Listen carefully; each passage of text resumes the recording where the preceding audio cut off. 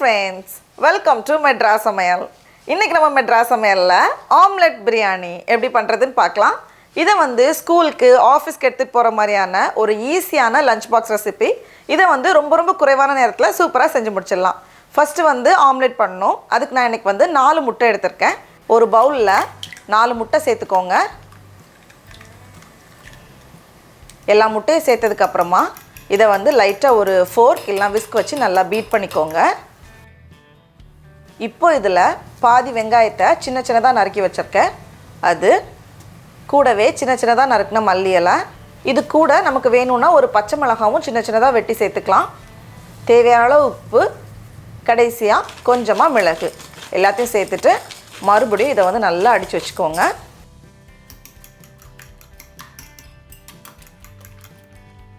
இத வந்து ஒரே ஆம்லெட்டா பண்ணிட்டு சின்னதா கட் பண்ணாலும் ஓகே. அப்படி இல்லனா இன்னும் கொஞ்சம் ஃபேன்சியா வேணும் அப்படினா நம்ம வந்து குழி பணியார பான் இருக்குல்ல, அதுல வந்து சின்ன குழி பணியார மாதிரி முட்டையை பண்ணிட்டு கூட நம்ம பிரியாணில சேர்த்துக்கலாம். எப்படி பண்ணாலும் நல்லா இருக்கும். நான் வந்து ஒரே பான்ல ஊத்த போறேன். ஃபர்ஸ்ட் வந்து கொஞ்சம் எண்ணெய் சூடு பண்ணிக்கோங்க. எண்ணெய் சூடானதும் நம்ம கலந்து வச்சிருக்க முட்டையை சேர்த்துட்டு ரொம்ப நேரம் வேக வைக்க தேவையில்ல. ரெண்டு பக்கமும் ஓரளவுக்கு செட் ஆனாலே போதும். இப்போ கீழ இந்த மாதிரி ரெடி ஆனதும் இத திருப்பி போட்டுக்கோங்க.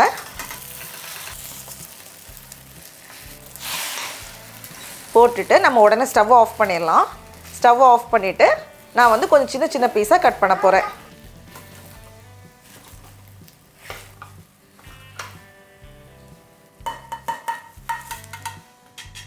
முட்டை ரெடியா இருக்கு.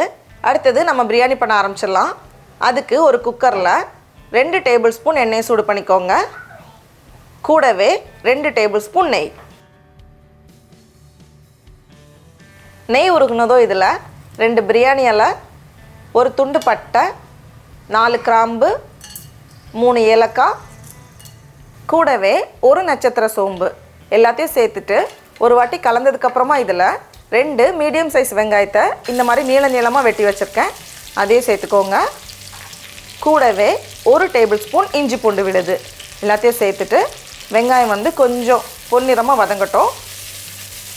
இப்போ வெங்காயம் இந்த மாதிரி வதங்கினதுக்கு அப்புறமா இதுல மசாலாக்கு கொஞ்சமா மஞ்சள் தூள், 1/2 டீஸ்பூன் மல்லித்தூள், 1 டீஸ்பூன் கரம் மசாலா அப்படி இல்லனா பிரியாணி மசாலா, 1 டீஸ்பூன் மிளகாய் தூள் எல்லாத்தையும் சேர்த்துட்டு ஒரு வாட்டி கலந்ததுக்கு அப்புறமா இதுல ஒரு தக்காளி அதையும் இந்த மாதிரி நீளமா வெட்டி வச்சிருக்கேன்.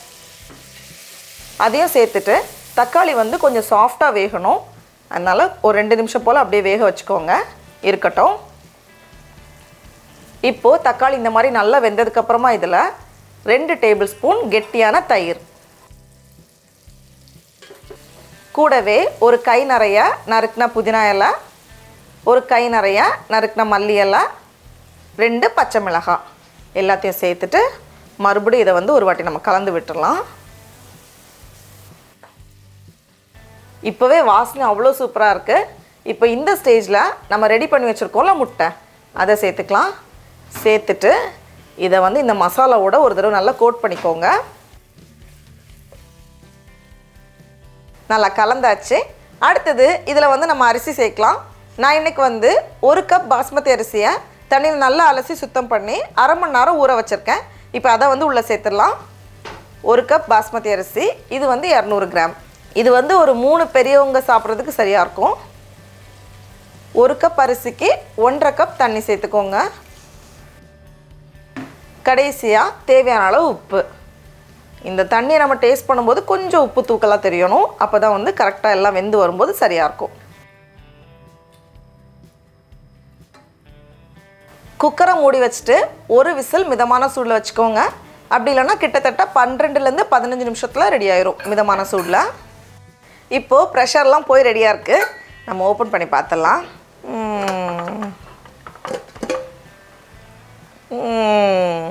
எப்போவுமே பிரியாணி மிக்ஸ் பண்ணுறப்போ ஒரு ஓரமாக பண்ணிக்கோங்க.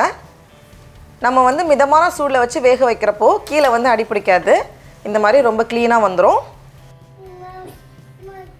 டடா, நம்மளோட சுவையான ஆம்லெட் பிரியாணி ரொம்ப அழகாக ஈஸியாக தயாராகிடுச்சு. இதை வந்து டக்குன்னு நம்ம வந்து ஒரு லஞ்ச் பாக்ஸ்க்கு ரெடி பண்ணிடலாம். இப்போ நம்ம டேஸ்ட் பண்ணி பார்க்கலாம். ரொம்ப நல்லாயிருக்கு. நீங்களும் கண்டிப்பாக இந்த ரெசிபியை வீட்டில் செஞ்சு பாருங்கள். உங்களுக்கு இந்த வீடியோ பிடிச்சிருந்துச்சுன்னா மெட்ராஸ் சமையலுக்கு சப்ஸ்கிரைப் பண்ணுங்கள். நாவின் சுவையரம்புகள் மலரட்டும்.